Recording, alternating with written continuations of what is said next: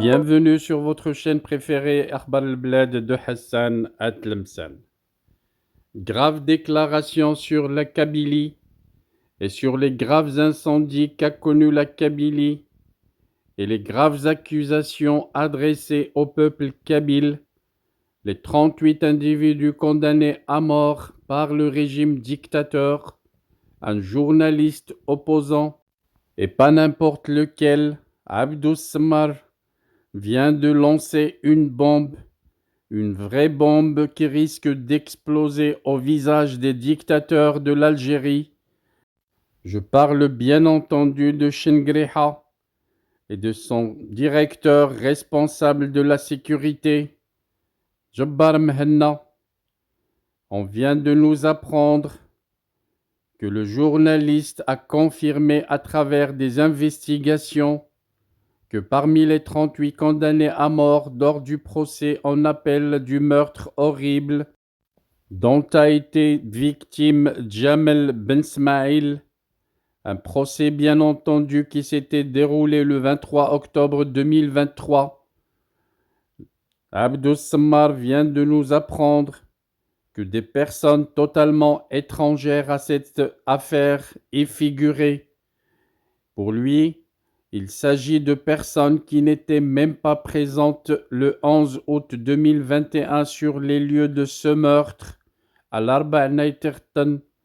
Ils n'ont pas été identifiés sur aucune photo ni vidéo filmée par des témoins oculaires ou amateurs et que certains de ces individus condamnés à mort avaient pour seul tort d'avoir appartenu à une certaine époque au mouvement séparatiste kabyle du MAK.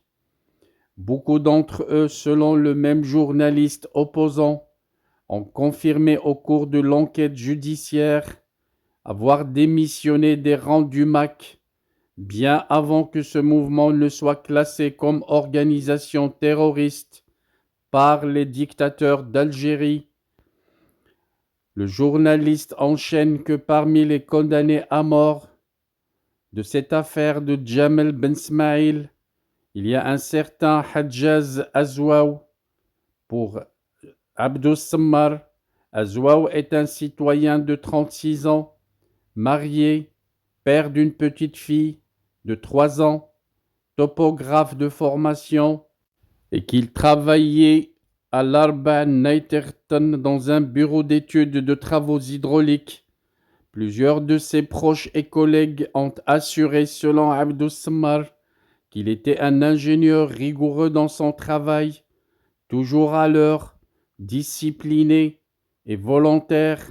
Plusieurs sources locales et membres de son entourage familial ont assuré à Abdou Sammar et à son média Algérie Part que le jeune Azwaw était toujours présent dans les volontariats organisé dans son village natal, situé dans la wilaya de Tizi Ouzou, et qu'il avait énormément contribué aux collectes de dons pour offrir des denrées alimentaires aux familles nécessiteuses durant les fêtes religieuses, acheter des fournitures scolaires pour les enfants dans le besoin, mobiliser des personnes pour aider à fabriquer des masques dans la période de la pandémie Covid.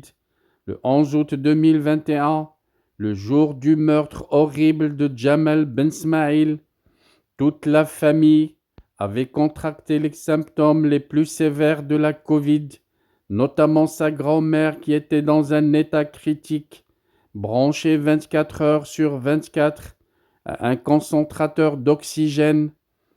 Abdou Sammar raconte que Azwaw était tout le temps mobilisé chez lui, auprès de sa famille, parce qu'il y avait des coupures de courant à cause des incendies, ce qui compromettait dangereusement la grand-mère, laquelle pouvait mourir.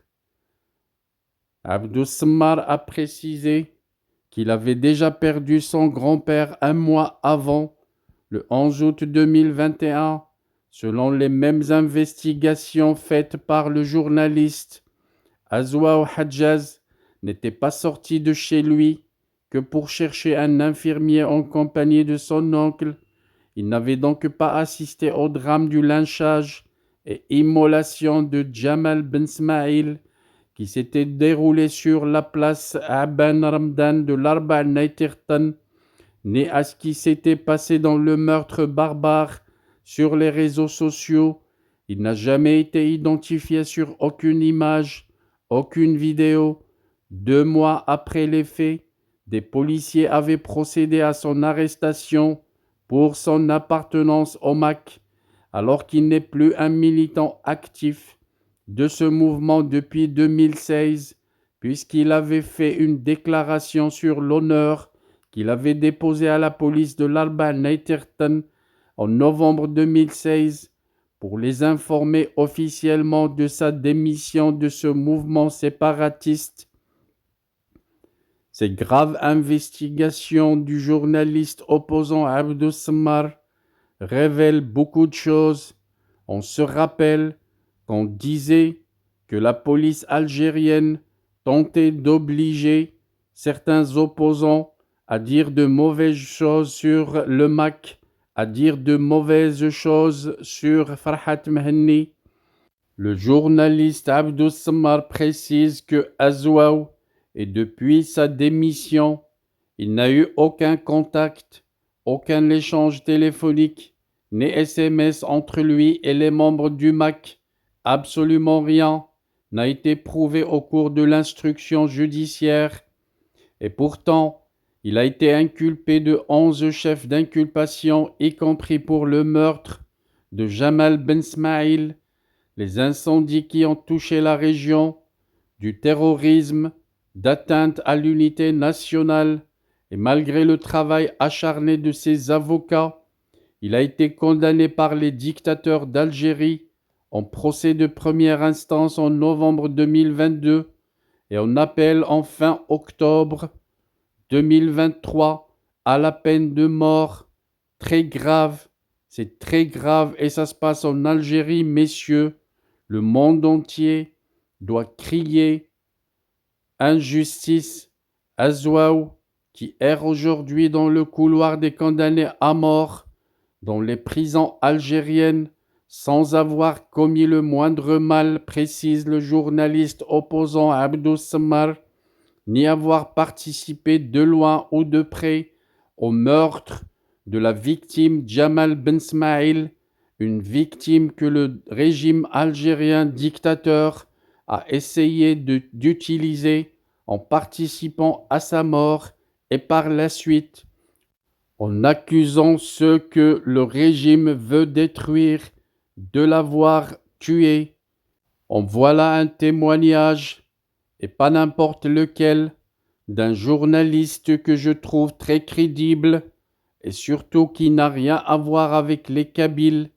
En voilà un témoignage qui risque de limoger les dictateurs d'Algérie du pouvoir.